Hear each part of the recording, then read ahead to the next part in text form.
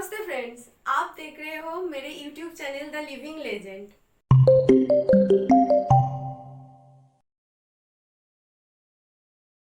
जून 1756 में वो कलकत्ता पर कब्जा करने में कामयाब रहे और फिर ब्रिटिशों से फोर्ट विलियम का नियंत्रण अपने हाथ में ले लिया।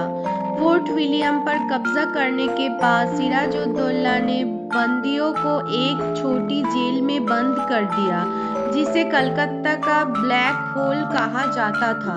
जॉन जेफानिया होलवेल नाम के एक कैदी के अनुसार वो जेल, जिसमें 64 कैदी थे और वो इतने छोटे थे कि पकड़े जाने गए 64 लोगों में से 43 को दम घुटने और गर्मी से मौत हो गई।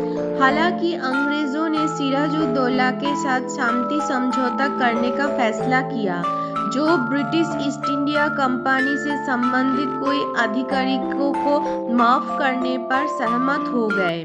सिराजुद्दौला के दरबार के भीतर ईर्ष्या और शत्रुता कभी खत्म नहीं हुई थी, जबकि मीर जाफर अभी भी मोहनलाल के पदोन्नति से नाराज थे। बंगाल के व्यापारी नवाब के प्रशासन से खुश नहीं थे, क्योंकि सिराजुद्दौला के शासनकाल में उन्हें अपने संपत्ति कभी भी सुरक्षित महसूस नहीं हुए। सिराज के दरबार में एक साजिश के बारे में जानने के बाद, जिसका उद्देश्य नवाब को उखाड़ फेंकना था, ईस्ट इंडिया कंपनी के अदालत प्रतिनिधि विलियम बार्ट्स ने रॉबर्ट क्लाइव को आसन्न साजिश के बारे में सूचित किया। ये जानने के बाद कि साजिशकर्ता मीर जाफर, यार लुत्फुत खान, राय दुर्लभ, अमीन चंद और सिराजुद्दौला की सेना के कई अन्य अधिकारी थे, अंग्रेजों ने साजिशकर्ताओं का समर्थन करना चुना। इसके बाद मीर जाफर ने अंग्रेजों के साथ एक संधि की, जिसमें कहा गया कि सिराजुद्दौला के खिलाफ लड़ाई के दौरान अंग्रेजों के प्रति समर्थन के लिए मीर जाफर को नया नवाब बनाया जाएगा। इसके अलावा अंग्रेज मीर जाफर को एक बड़ी रकम देने पर सहमत हुए थे अगर वो अंग्रेजों को नवाब की गद्दी से हटाने में मदद करने में सफल हो जाता। इसके बाद रॉबर्ट क्लाइव ने चंदननगर पर हमला करने के लिए अपने सैनिक भेजकर अपनी चाल चली। हमले के बारे में जानकर सिराजुद्दौला क्रोधित हो गया। हालांकि नवाब अफगानों और मराठों के आक्रमण के डर से भी त्रस्त था और इसलिए उसने अफगानों या मराठों के अचानक हमले की आशंका से अपने सैन्यबल का एक हिस्सा रिजर्व में रखने का फैसला किया। परिणाम स्वरूप वो अपनी पूरी सेना अंग्रेजों का सामना करने के लिए नहीं भेज सके। इस बीच नवाब को लगा कि उसे अपनी सेना को मजबूत करने की जरूरत है और इसलिए उसने फ्रांसीसियों की ओर रुख किया, जो ब्रिटिशों के भारतीय उपमहाद्वीप से बाहर करना चाह रहे थे।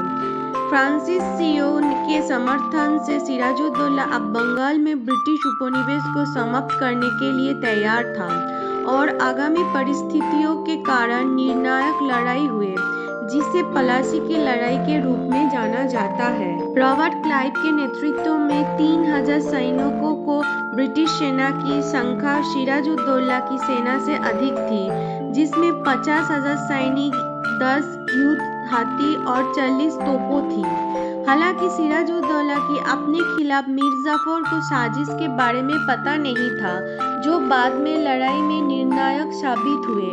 लड़ाई के दौरान सिराजुद्दौला का सबसे भरोसेमंद अधिकारी मीर मदन खान बुरी तरह घायल हो गई। मीर मदन खान के निधन के बारे में जानने पर सिराजुद्दौला ने मीर जाफर और राय दुर्लभ को उनकी सलाह लेने के लिए बुलाया। तब नवाब को अपनी सेना वापस लेने और मुर्शिदाबाद लौटने की सलाह दी गई। उन्हें आगे बताया गया कि लड़ाई की देखभाल मीर जाफर और उनके लोग करेंगे। इसलिए सिराजुद्दौला ने एक ऊंट पर चढ़कर 2000 घुड़सवारियों के साथ मुर्शिदाबाद की ओर अपनी यात्रा शुरू की। रॉबर्ट क्लाइव ने स्थिति का फायदा उठाया और सिराजुद्दौला को पीछे हटने बोला, वाली सेना पर हमला कर दिया। इस तरह के हमले की आशंका न होने पर सिराजुद्दौला के लोग घटनास्थल से भाग गए।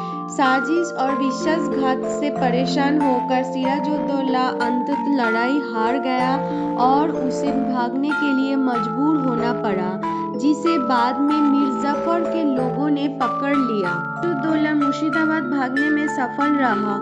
यहाँ उसने भरोसेमंद लोगों को एक परिषद बुलाई। मुर्शिदाबाद से उसने एक नाव ली और पटना भागने के इरादे से उत्तर की ओर भाग गया। राजमहल पहुंचकर वो एक सुनसान बगीचे में गया। यहाँ उसने रात्रि विश्राम के लिए आश्रय लिया। हालांकि गिरफ्तार होने से पहले उसकी पहचान मीर जाफर के एक आदमी ने की थी। फिर उन्हें मीर जाफर के बेटे मीर मीरान को सौंप दिया गया, जो अंग्रेजों के साथ अपने पिता की संधि के अनुसार उनके निष्पादन का आदेश लेकर आए। 2 जुलाई 1757 को मोहम्मद अली बाग में सिराजुद्दौला की हत्या कर दी और उनके अवशेषों के मुर्शिदाबाद के खूरबाग में दफनाया गया। हालांकि सिराजुद्दौला के बड़े पैमाने पर एक दुष्ट व्यक्ति के रूप में चित्रित किया गया है, लेकिन ब्रिटिश सेना के खिलाफ बहादुरी से लड़ने के लिए कई लोग उसका सम्मान करते हैं।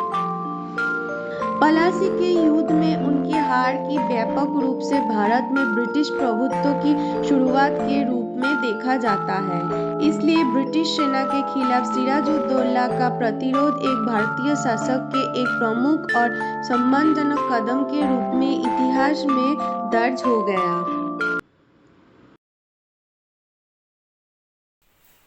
तो आज के लिए इतना ही।